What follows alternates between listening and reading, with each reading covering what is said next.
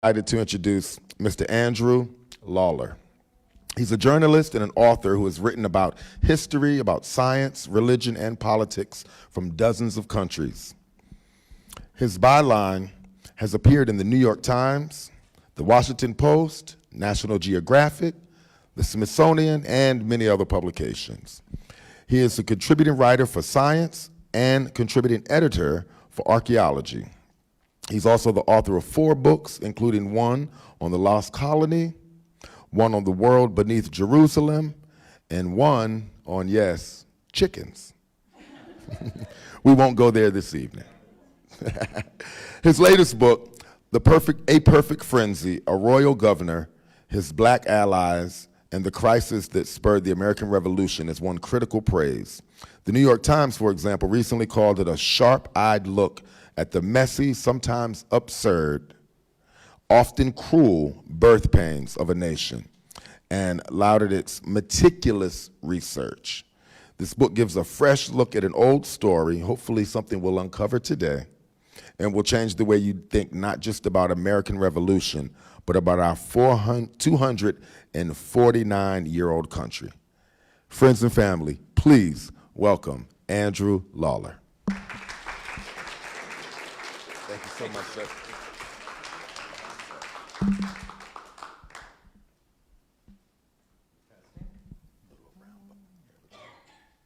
Testing. It's one of the things I like about the 21st century. In the 18th century, they had to scream. Oh, lost their voices.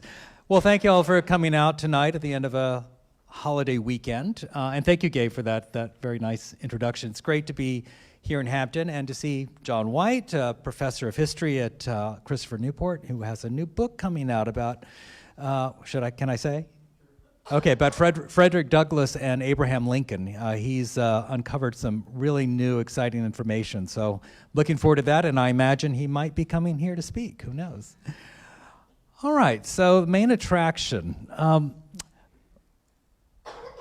Let's see. There we go. So I need to give you my street creds. I'm from Norfolk, right across the harbor here.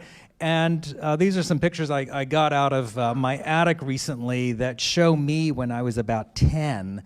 Let me see if I've got, there we go. So you can see my grandparents looking very colonial there, and I'm being dragged in front of all these colonial monuments by my grandparents. So my point is that for me, the revolution was not something that I learned in books. I didn't read about it. You know, we went and visited the sites and talked about it, and it was very much part of my upbringing. Now, of course, most of you probably know that the story, or at least the story I got when I was 10, was that it's a story of good guys and bad guys. Who are the bad guys? Of course, King George, right? Anybody seen Hamilton here? Yeah, right, you know what I mean. I mean, it's the same story. He's this wicked tyrant, and the good guys, of course, are people like George Washington, Patrick Henry, and Thomas Jefferson. So that's the story that I learned until, well, first, let me get to the real villain of my childhood. Now, some of you here may have heard of Lord Dunmore, the last royal governor of Virginia. When I was a child, he was the villain. King George, who was he?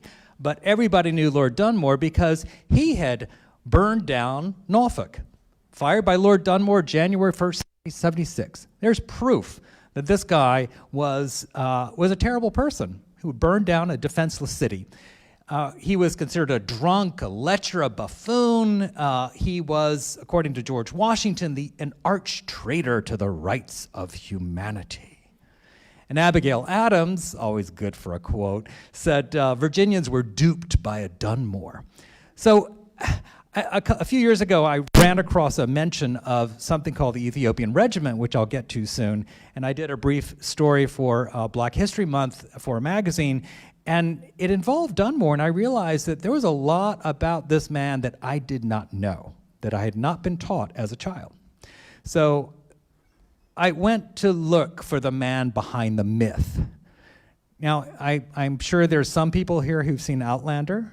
You don't have to raise your hand. But it takes place, there's one series that takes place, one series of shows that is the Jacobite Rebellion. So this is the last rebellion against King George, against the Georges, basically against the British monarchy, that was fomented by a bunch of people who wanted to put a Charles or a James back on the throne and get rid of these German princes who had kind of taken over the British throne.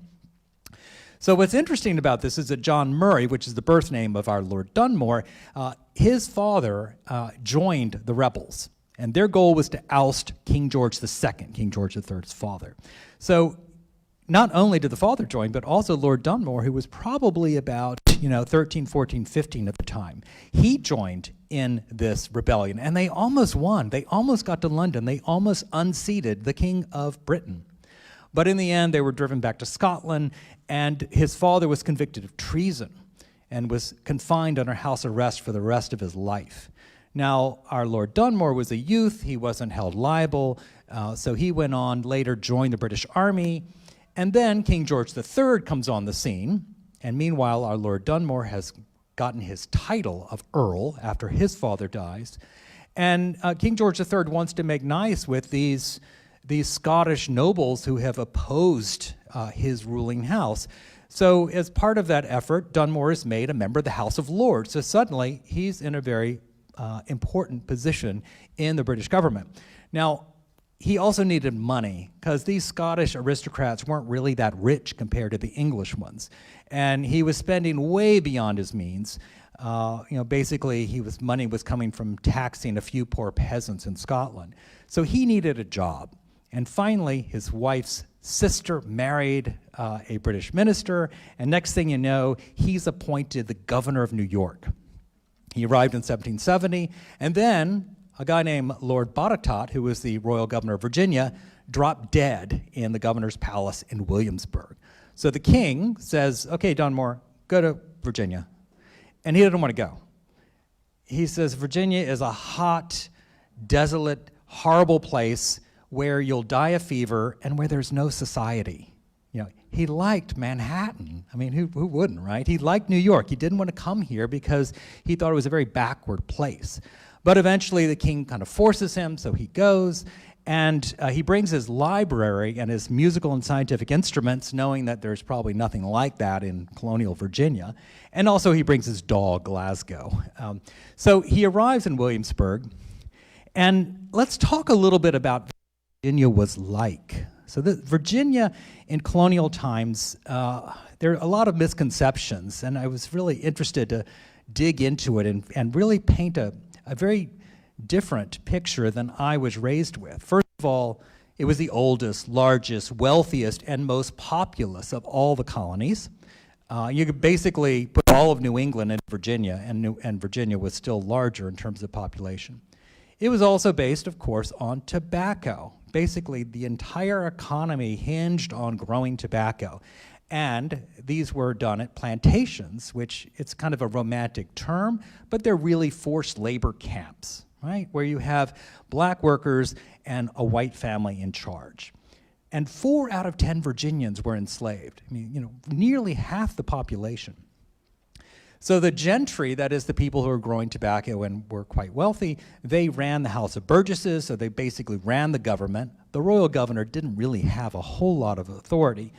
And these Burgesses, like many later Virginian politicians, didn't like taxes. They didn't really want to invest in infrastructure. So Virginia was, compared to other colonies, really behind the times. There was no lighthouse at Cape Henry. There really was not much in the way of infrastructure. But what really upset, and this is really key, what really upset the gentry was not tariffs or tea or taxes. What really upset them was that King George III drew a line down the Appalachians and said, white people stay to the east and the Indians are on the west side. That way, you two won't get into another expensive war that I'll have to pay for.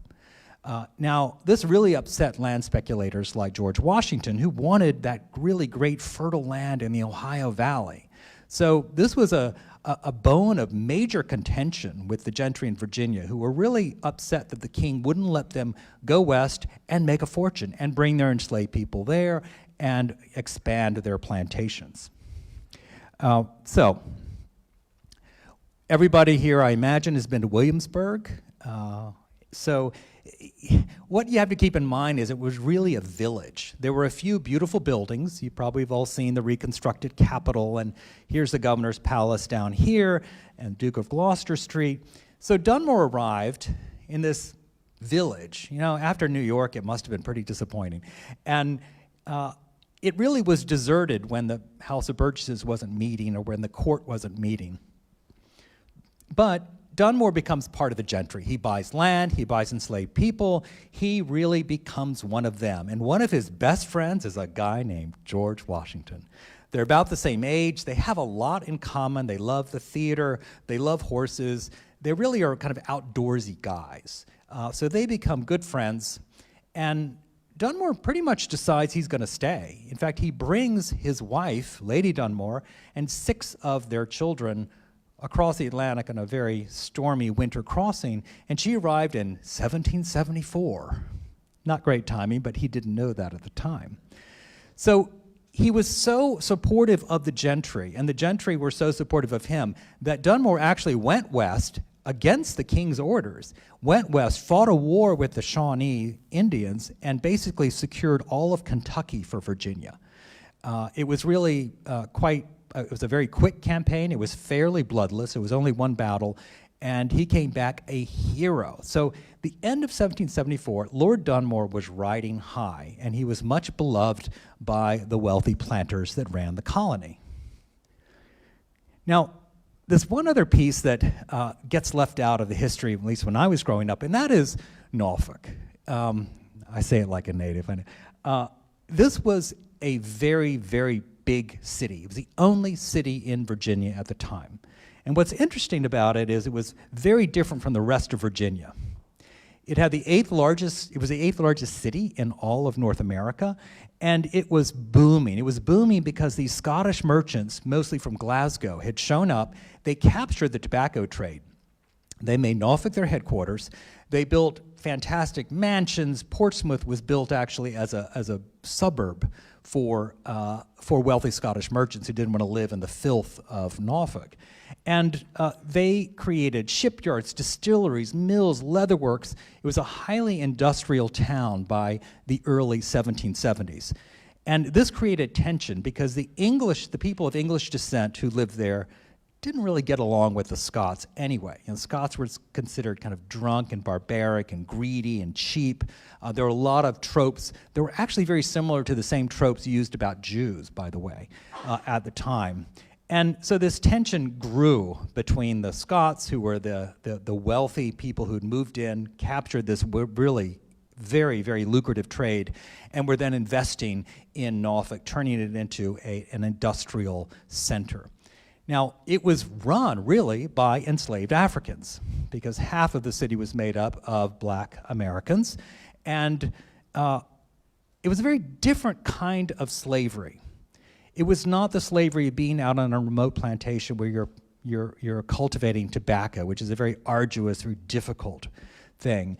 Instead, these were people living in an urban area. They were often well-educated. They were often literate, sometimes even spoke other languages. They were managing warehouses. They were pilots on the ships, a very, very important position.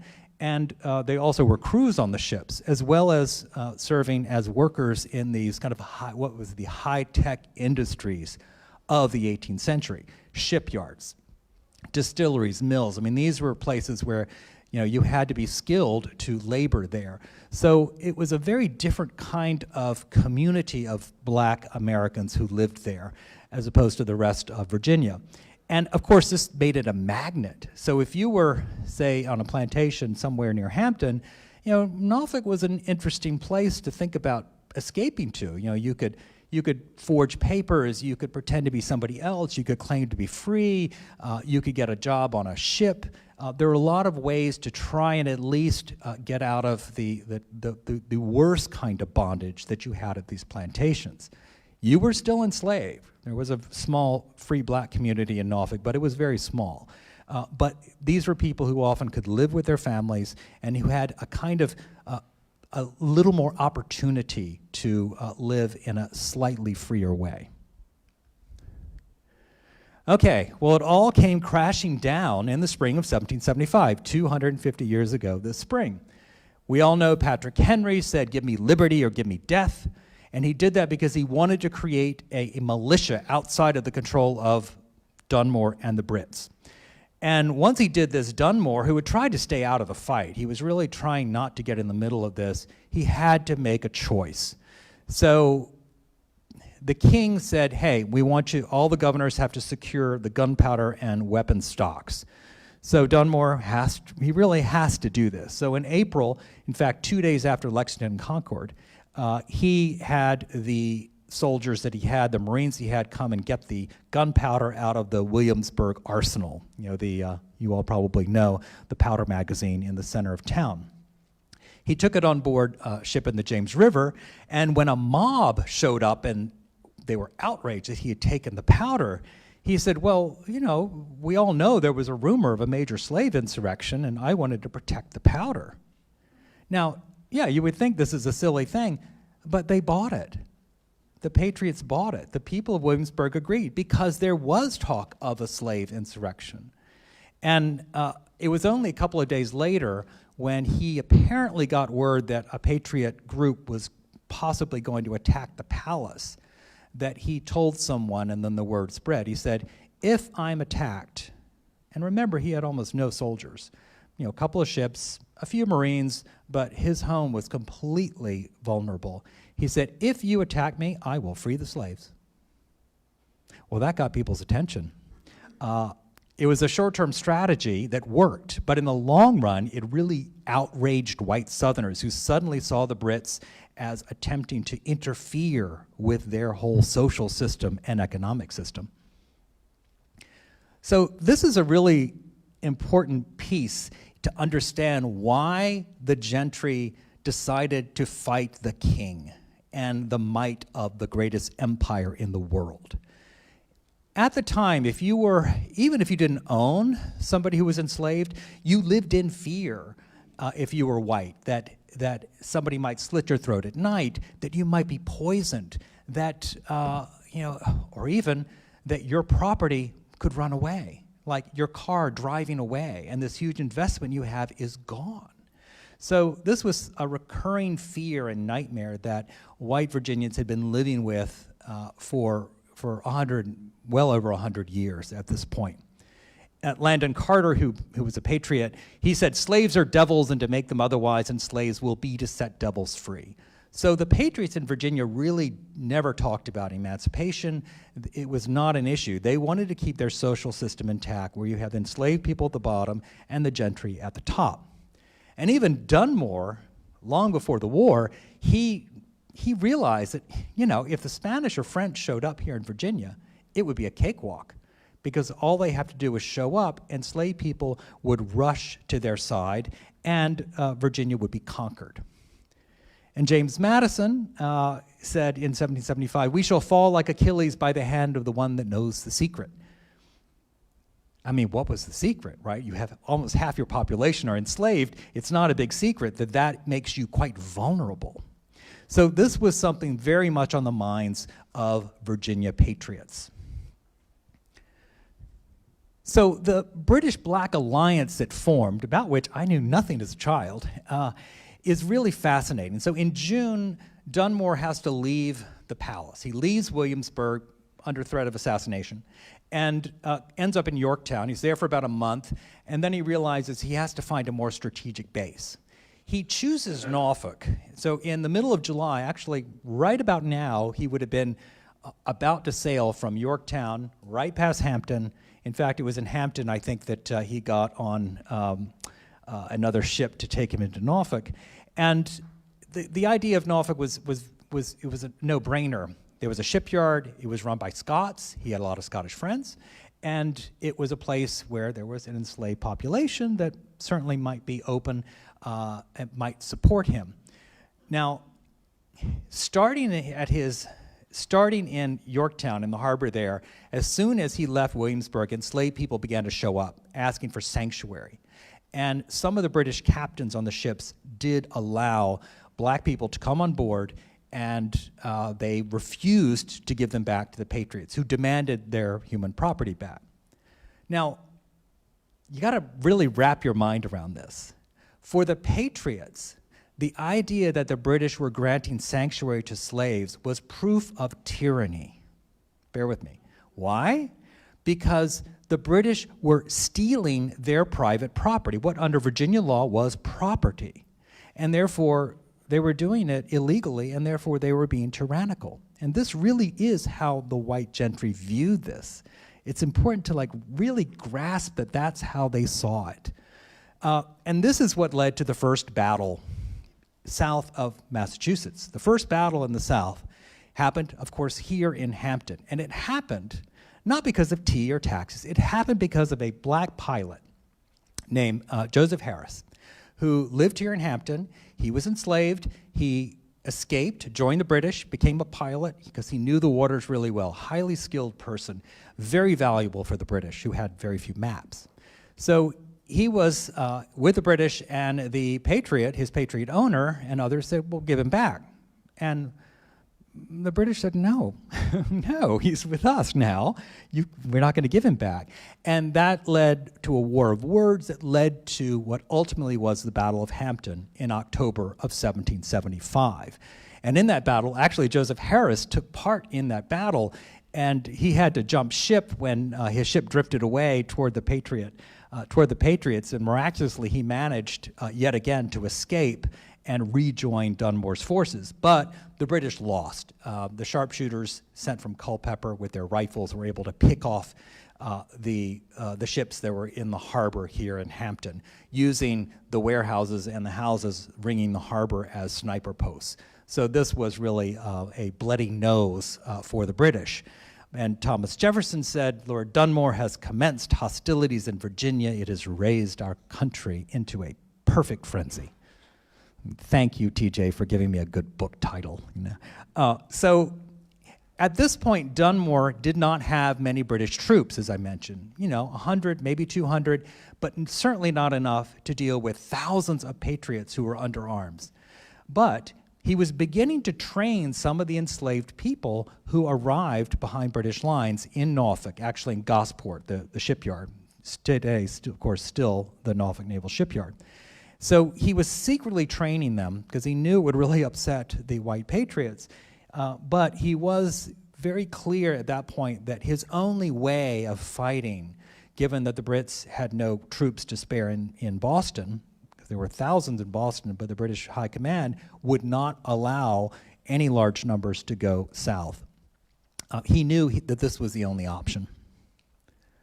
So he made it official. Now, I want to make this clear. It was the enslaved people who risked prison, torture, even death. Just leaving your plantation was illegal. To step away was illegal. So they kind of forced the issue by showing up, saying, "Here we are. You going to use this?" And finally, on November 15th, he made it official by issuing what is arguably the most important document ever published in North America prior to the Declaration of Independence, and that is a full Emancipation Proclamation. If you were owned by a patriot and you showed up at Dunmore's door, he would grant you freedom if you would agree to fight for the king. This was truly revolutionary. Now, the first Black Corps, he named it Lord Dunmore's Ethiopian Regiment. This is important. So first, he gave it his name, Lord Dunmore. He put his name on this. And Ethiopian it was a term, one of the only terms that white people in Europe used as a respectful term for Africans. Ethiopia was considered very ancient culture. It was Christian. It was considered a land of sages. So just using this word was showing, was getting across a level of respect that was very unusual among whites in the 18th century. And their motto was liberty to slaves. Take that, Patrick Henry, right? Because liberty or death was the one that the patriots had sewn across their uniforms. So they were making a very clear point that you want to talk about liberty? Well, we want liberty too. So we know that enslaved people came from as far away as Massachusetts to join the Ethiopian regiment. And it was men, women, and children. It wasn't just men. People from all over Virginia and the South, and also from the North, were flocking. And we know this because we don't have precise numbers. But the jail here in Hampton, for example, was full. I forget the numbers, but there were, it was overcrowded with enslaved people who had been captured while they were trying to get to Lord Dunmore. So all the slaves, all the jails in this area were filled to capacity. So imagine, we imagine the number of people who tried to get to Dunmore. There are a lot who didn't make it, and obviously many did. So we know that this was clearly the largest slave insurrection in American history prior to the Civil War. There's nothing that comes even close. The patriots panicked. There really was panic.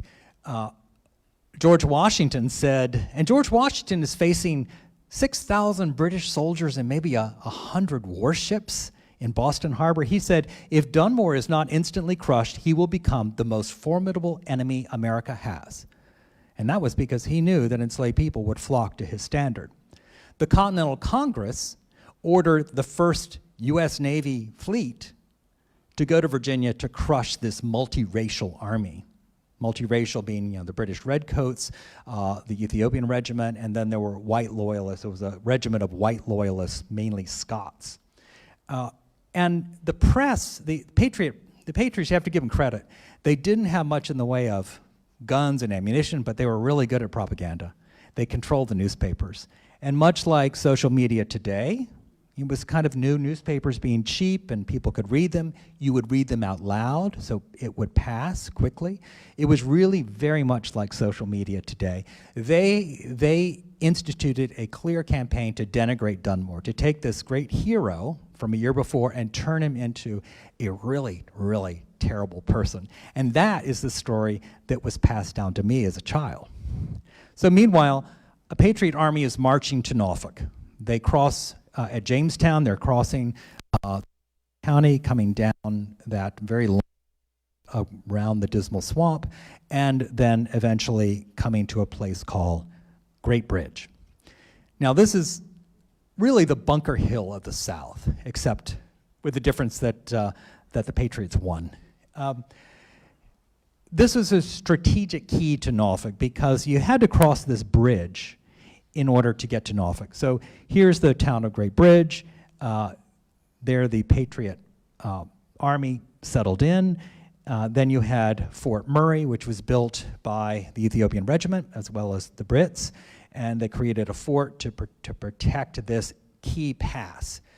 Now, in most histories, you'll read about the big battle, December 9th, Great Bridge, in which the British Redcoats marched across the bridge. They were mowed down by the Patriots, and that was it.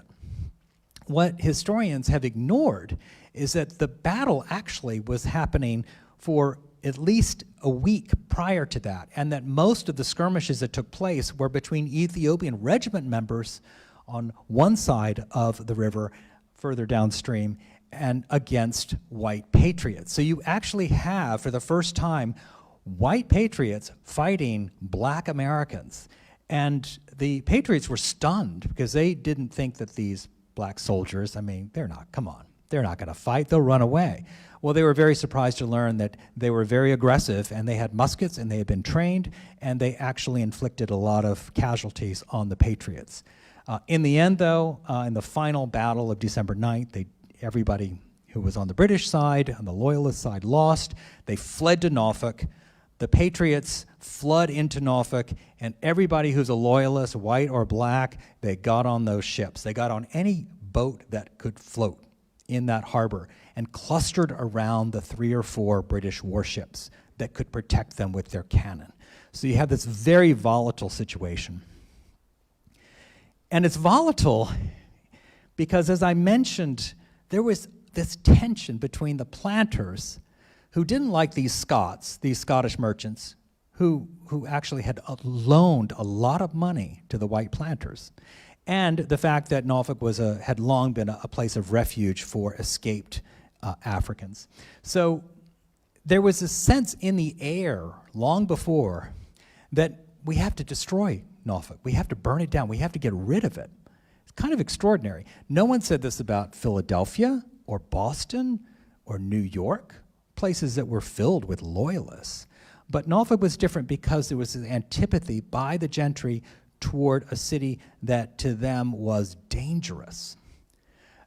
Richard Henry Lee wrote to Jefferson that it was filled with none but Tories and Negroes.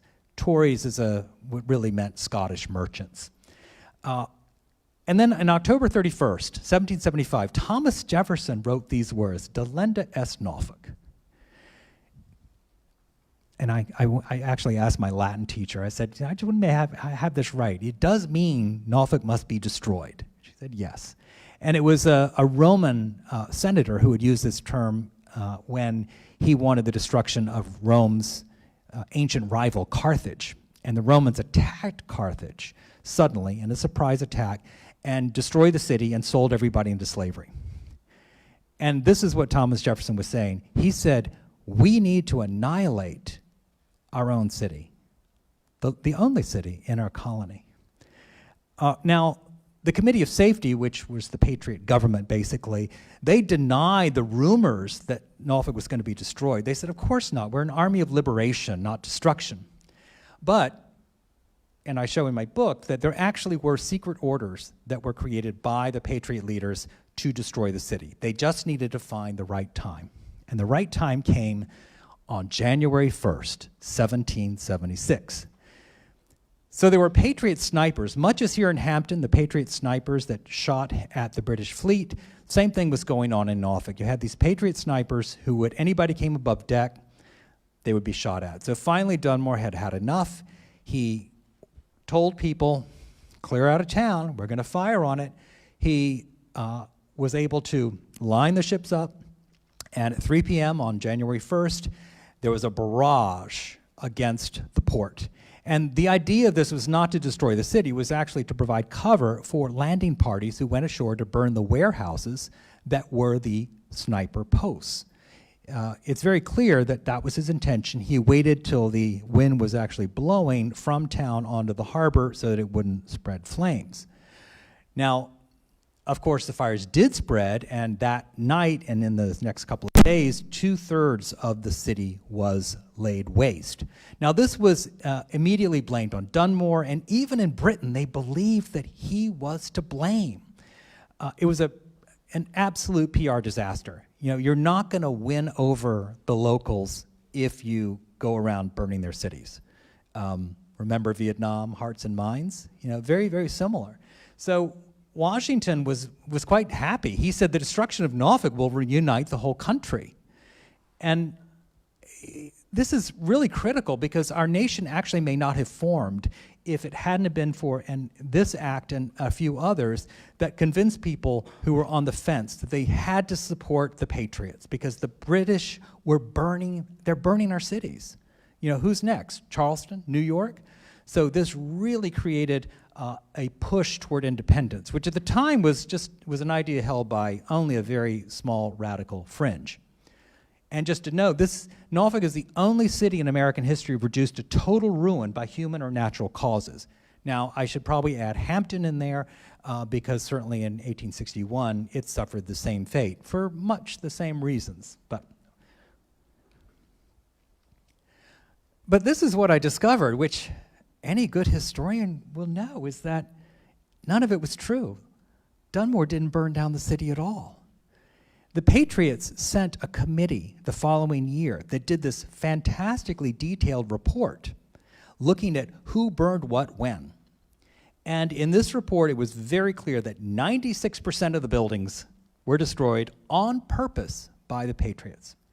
And there are these depositions that are really, really heartrending. When you read depositions of people who watched as Patriot soldiers lit their house on fire and refused to show any mercy, even to pregnant women. There was a woman who was giving birth, and the Patriots burst into her room and said, "You've got to prove that you're a good Patriot." It was really a dreadful carnage that took place in those days. Now, this report was unambiguous in its findings, but mysteriously it got misplaced. Oops. 60 years later, it surfaced. Not clear exactly who or why, but by then, of course, the myth that Lord Dunmore had burned Norfolk was entrenched, and that's the story that I learned. Now, ultimately, and I won't go too much into this, but Jefferson had this idea of creating a republic of farmers. So, getting rid of Norfolk he thought was, I do believe that this was a first sign of his kind of anti-urban bias. He hated every city except Paris. And here was an opportunity to actually destroy a city in his colony so that in the future there would be a Virginia that was a republic of upright farmers. Now, of course, it didn't turn out that way, did it? By the time he died, Virginia was an economic backwater, and its biggest export, anybody guess? Enslaved people being sold to the Deep South. So what Jefferson did actually, I believe, set back the Virginia economy for generations. And John Marshall, the famous Chief Justice of the United States, he said he was actually there. He was part of the army that destroyed Norfolk. And he had misgivings later. When he was Chief Justice, he said, its destruction was one of those ill-judged measures of which the consequences are felt long after the motives are forgotten. He also was a great rival to Jefferson, by the way. So I think this is kind of a dig at Jefferson, who was president at that point. And this is an image of Latrobe. In the center there, you have a beautiful image that Latrobe, who was a British artist and architect, did of Hampton. And here's the image that he painted of Norfolk 20 years after the destruction. Just briefly, we don't have a lot of documents, but we do know that from December of 1775 till May of 1776, there was this floating town in Norfolk's harbor, which was the largest community of seaborne people, I believe, in American history. For those months, up to 3,000 people were aboard, more than 100 ships plus smaller vessels. And Washington was really worried. He believed that this fleet posed an enormous threat to his colony. And he was very concerned that Dunmore was going to train more enslaved people who kept flocking to Dunmore's side despite the destruction of Norfolk. And he was, in fact, built a fort at what's now Hospital Point in Portsmouth, where he was drilling Ethiopian soldiers and created a very impregnable fort at that time. And his goal, of course, was to attack Williamsburg. And had he done this, things might have turned out very differently for our nation. But I'll get to that in a moment. The U.S. Navy fleet that was sent to attack Dunmore and the Ethiopian regiment and other loyalists aborted the mission. They decided that they really would prefer not to take on British warships, and instead they went out of the Caribbean and stole some gunpowder. It seemed like a better bet. And even General Charles Lee, who was Washington's second in command, was sent by Congress to get rid of Dunmore, and even he could not budge the royal governor and his forces. But two things really changed the formula. One was, of course, smallpox. Smallpox began to break out in spring, spread through these ships and these crowded barracks at Hospital Point. It was a dreadful situation, and you can imagine how hard it was to contain an outbreak of a disease like this. And meanwhile, in Williamsburg, the patriots were so worried about Dunmore that they decided there is no more negotiating with Britain, we have to separate. And there was a unanimous vote to separate and a vote that the Congress should do the same. And this broke the deadlock in Philadelphia. What people generally don't know is that independence was not something people, even in May of 1776, generally were in favor of. It really was this move by Virginia, by the Virginia gentry, that changed it all, that really convinced colonies like South Carolina and Pennsylvania and New York and Delaware, who were very much on the fence, that this was the only way to go. So, of course, July 4th, we have Jefferson's Declaration, which references those mean Brits burning cities, by the way. And then just 5 days later, the Patriots finally attacked Dunmore where he had gone, a place called Gwynn's Island. He had moved the fleet up the Chesapeake Bay in order to inoculate the Ethiopian regiment members, because you could inoculate against smallpox, but you get sick for a while, so he had to find a safe place. The spot, Gwynn's Island, seemed safe, but it turned out to be a little too close to the mainland. The Patriots ultimately were able to attack, force them on their ships, and send them packing. So by August, the British fleet left Virginia waters and headed to New York. Now, for me, what's important about this kind of exciting tale, and to me largely untold, is what happened after.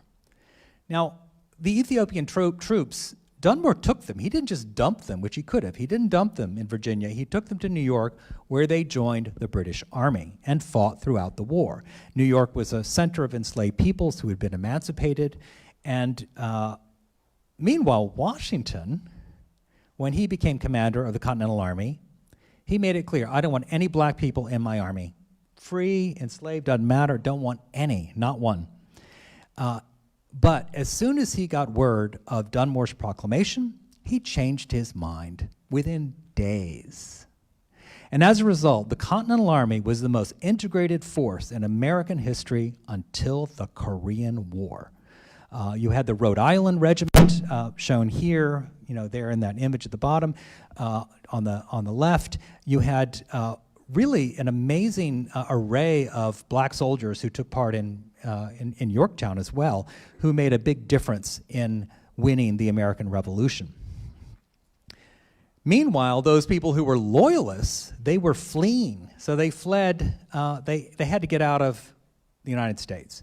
And this is one of the great tragedies and ironies of our revolution, that at the end of it, in the land of liberty, some 10,000 black Americans were forced to leave their homes to not be re-enslaved. And the British, to their credit, helped them. Up to 3,000 people were shipped from New York to Nova Scotia, and there were black loyalists. There's a black loyalist center actually in Nova Scotia that I visited, and the woman there, when I introduced myself, and she said, "Where are you from?" And I said, "Norfolk." She said, "I'm 8th generation Norfolk." They remember that was their home. And what's really interesting is that Dunmore's move, or I should say the enslaved people who then kind of forced Dunmore's hand, and then you had these ripple effects, really helped the abolitionist movement to gain steam throughout the 19th century. And ultimately, John White was very helpful in trying to educate me about the history and the context of Lincoln's Emancipation Proclamation. Really is the descendant of Dunmore's proclamations, quite similar in many ways. And that's something that really people haven't really connected those dots, but I think that it's time that we recognize that in a sense, the revolution did not end until 1863 or 1865.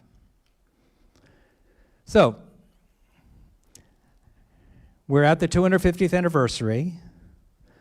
We're no longer 10 years old, at least I'm not.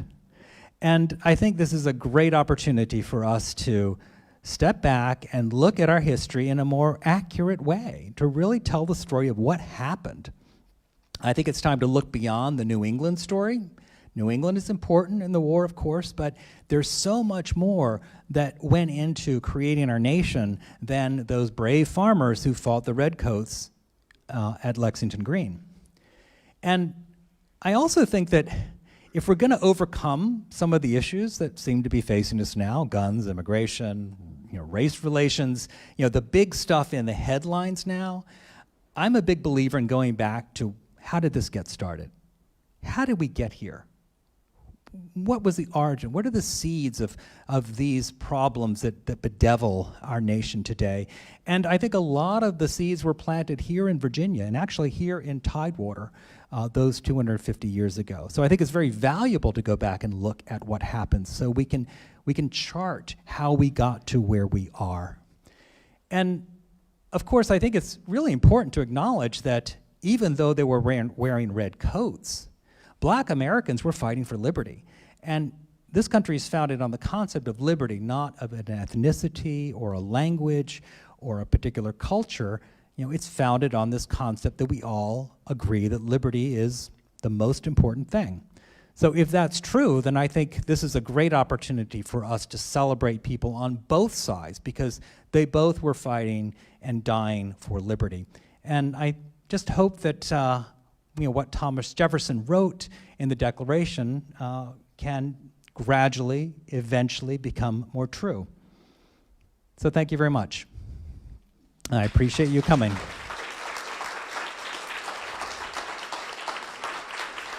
And I have to say, what's really hilarious is that I was walking down the street in Norfolk, and I was like, oh my God, they still have a Dunmore Street.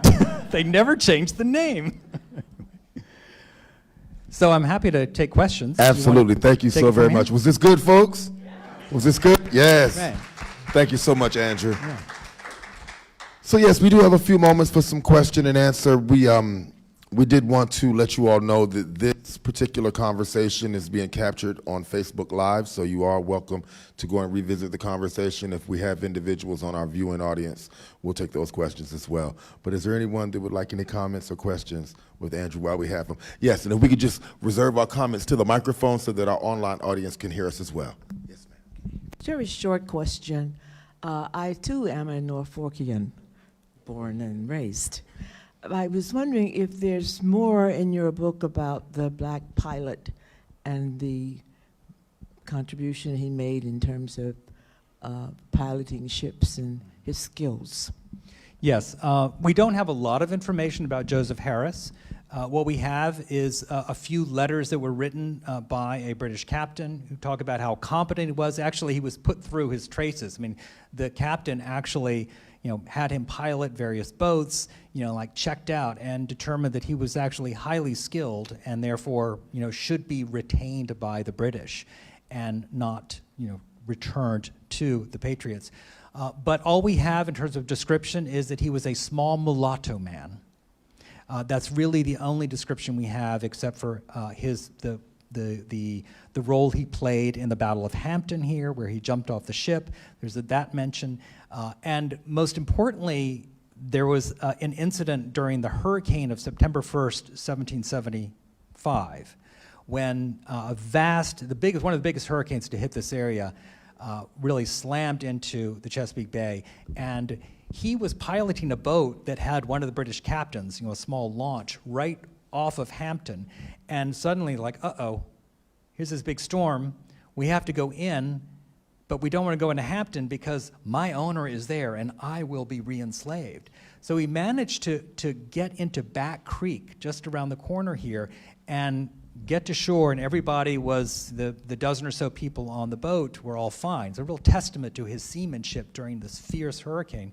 And then Joseph Harris, the other split, and Joseph Harris and the captain, the British captain, they then hid, and they managed to find a friend of Joseph Harris who had a cabin somewhere in the woods, and they spent the night there. They evaded the Patriot patrols, and the next morning, the Patriots find the boat, called the Liberty, by the way, and they burned it, and they found the others, and the others were all white sailors, but they took Joseph Harris and the captain were able to find a canoe and then escape by paddling right past the entrance to Hampton River and getting back to Norfolk.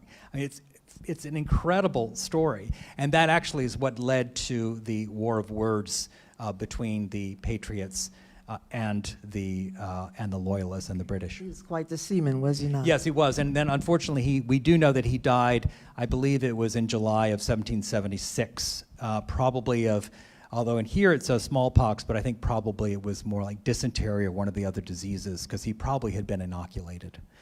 But unfortunately, that's the extent of our knowledge. But what we have is a really extraordinary story of somebody who risked all and was able to really contribute to the effort to emancipate those who were enslaved. Thank you. Yes, we've got a question here in the back. So I just want to thank you for your presentation, and I can't wait to read your book. As a descendant of one of the descendants of the Great Expulsion with Nova Scotia. You're the first person I've ever heard even speak about it. So thank you for that. But I have a question for you with regards to Dunmore and General Butler. When you were talking about Dunmore and his promise to enslaved Africans at that time, it reminded me, it was very reminiscent of Butler. And so, you know, the story is Butler, you know, 3 African men went and petitioned for their freedom, promising freedom, freedom's fortress, you know, Fort Monroe is freedom's fortress. So I'm just wondering, was Butler inspired by, you know, we think of Butler as this benevolent person, right, general. He might have been, but was he inspired by Dunmore's actions in 1775 to do what he did in 1861? Well, that may be a question that John White is better suited to answer, but I'll give it a try. So I traced the kind of the history of the recognition of Dunmore's proclamation. It wasn't forgotten. In fact, in the War of 1812, here in Hampton Roads, the same thing played out. The British came in, emancipated enslaved people. There were people coming, you know, by the hundreds. Tangier Island became a major base where enslaved people went to. So there was memory of Dunmore's proclamation that John Quincy Adams later mentions it. Now, what's interesting is the thread isn't exact. I mean, we don't have President Lincoln mentioning Dunmore for good reason, because in 1861, there are some newspaper articles that said, well, President Lincoln better not do what Dunmore did. You know, people remembered, in one case, it was a northern paper that was a paper that supported Lincoln was warning, do not do this, because it will turn whites against the government if they do this. So, but I think it's clear that Lincoln was smart enough not to mention Dunmore, but we know that others around him who were advising him were aware, and I do believe that Butler probably was aware. There's no documentation I've been able to find to show that, but he was somebody who would probably study those papers as a lawyer. If he knew his John Quincy Adams, he knew that these were legal precedents, and as a lawyer, he understood legal precedent was critical. So the Dunmore's decree began a series of legal precedents that then gave Lincoln the political cover he needed in order to put out the proclamation and know that it was something that was based in history. John, is there anything you want to add to that? This is John White from Christopher Newport University. So the only difference I would draw is that in declaring people contraband of war, Butler was not actually declaring people to be free in a permanent way in the way that Lincoln later would in the proclamation and the way Dunmore offered freedom in that. But in bringing them in, there was that sort of precedent you just described. So that was great. Yeah, it's kind of like, Dunmore in the beginning, he didn't emancipate. He just said, okay, well, I'll take you. I will grant you refuge. That's step one. And then step two is the politician, and in this case, in Lincoln or Dunmore, saying, okay, now we're ready to make this official. So it was, I think, a two-step process. Andrew, I'll kick the can a little bit after John's good comment. I think it's hard to know what goes into a decision. Hey, darling, how you doing? Well, I used to work here, by the way. Goes into the decision, but I think a lot of it was simply practical in that he was very short-handed. There's only about 300 men here when the war started at Fort Monroe, and he was very, very short-handed. Volunteers were coming in, 3rd, 4th Massachusetts, May 20th and later, but they were very short-handed. And these folks were showing up, and Butler soon figured he could put them to work, and work immediately. Also, by doing that, you're taking away his enemy's main workforce at the same time, so it was a double-edged sword. And I think it was sort of practical. I think he's part of it. He sort of felt his way and got in a lot of trouble for it. Yes. It was called Butler's Fugitive Slave Law, getting ahead of Washington, and he got a lot of kickback on that. But anyway, thank you. Thank you. Yes, we got a comment right here.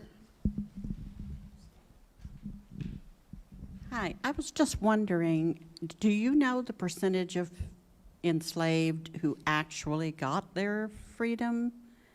Do you know if they all signed up and were promised their freedom, did they actually get it? Mm-hmm. And on both sides? Yeah, it's a good question. So starting with the British, we don't have a list of those people that Dunmore emancipated, but the evidence seems to show that as soon as you showed up and agreed to fight, you were immediately freed. There are some examples of some loyalist owners of enslaved people who came with their enslaved people in tow, but some of them, even though they technically weren't to be emancipated, some of them ended up in the Ethiopian regiment and ended up then in New York. So I think that Dunmore took a pretty clear line that we're going to make this promise and we're going to stick to it. And we don't have numbers, but we do know that when Dunmore came back, you may not know this, Dunmore came back in 1781 thinking Cornwallis was going to win. He showed up in Charleston at the end of 1781 thinking he's going to go back to the governor's palace. But instead, of course, Cornwallis had lost, and Dunmore wouldn't give up. He said, we should create an army of 10,000 black people who can march to Virginia, and we need to not only free them and promise to abide by that, but we need to pay them a good sum, and we need to ensure that they can become officers if they prove themselves worthy. I mean, these were pretty radical notions, which of course the British government was like, no, it's too late, we're done. But I think that shows that Dunmore really wanted to create a fighting force. He believed that these people were motivated to fight. He had seen them in action and was, unlike most of the other British politicians and military leaders at the time, had really close interactions on these ships, right, for all of those months. With enslaved people who had been freed. So I think he was, I don't want to say that he was an abolitionist, he wasn't. He went on to own slaves when he was the governor of the Bahamas years later. So he's a very complicated person, but interesting because he's not an abolitionist, but he did what abolitionists couldn't do, right? He was able to change British policy, and the Brits never, the king never said, never negated his decree. And so to me, that's a really important piece. Longer answer than I intended. Another question. Thank you. Yes, we got one right here.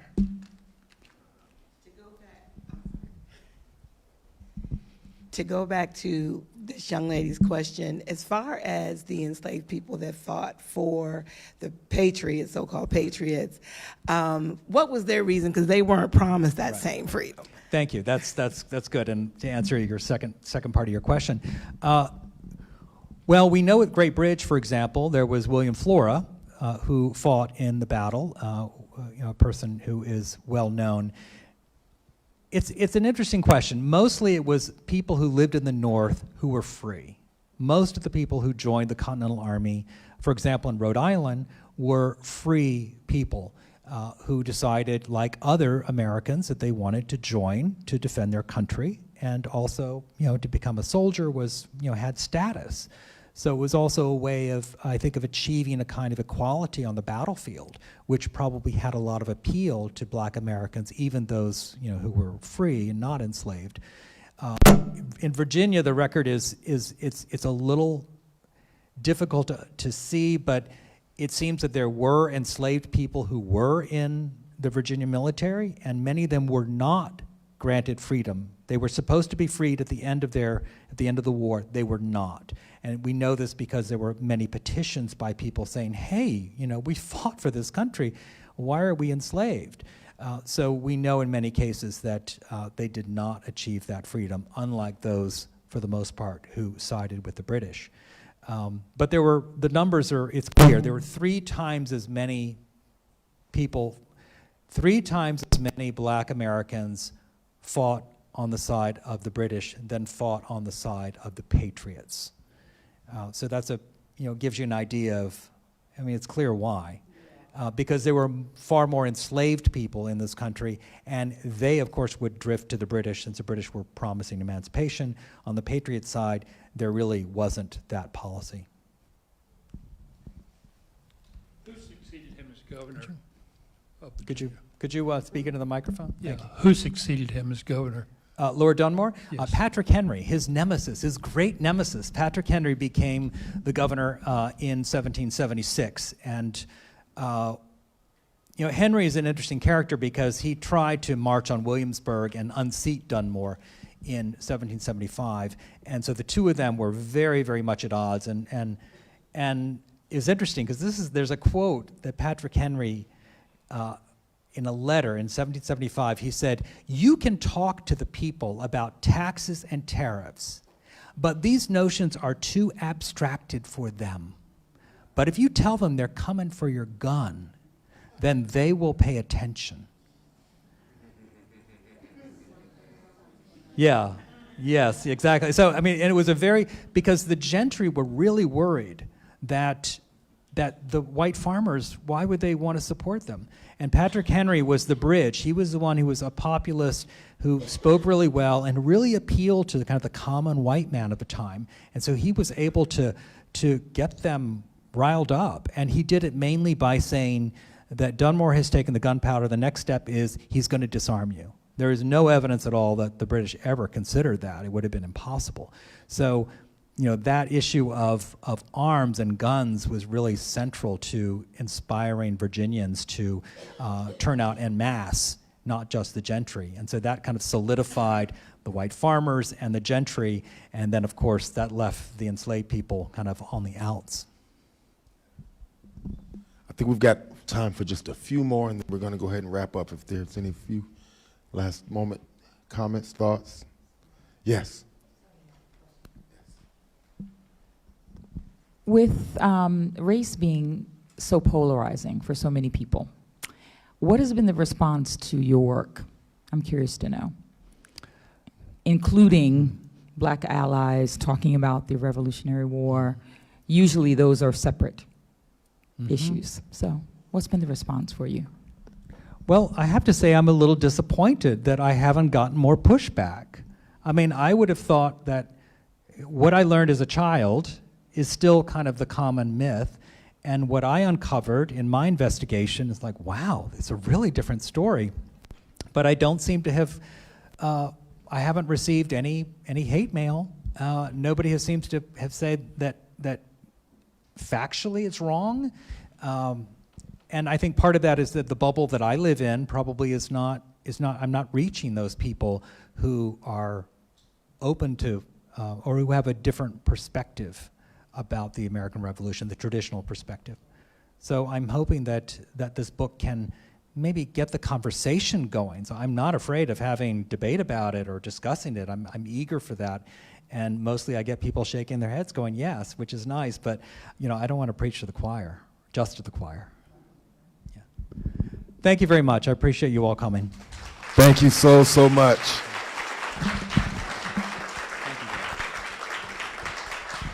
Thank you again. Thank you. So if this was good and if these are interesting topics, we invite you back to the Hampton History Museum. We have an amazing schedule of Port Hampton lecture series coming up. So thank you once again. And I believe you've got some QR codes. Yes, that we can I'm find afraid book. the books didn't arrive in time, but yes, but there are cards here with a QR code, and you can just use that. And if not, my website, andrewlawler.com, you can go there and find out where you can get the book. But and I hope to come back, and at that point I'll be happy to sign your copy. Thanks. Thank you so very much. Thank you, family. Have a great night.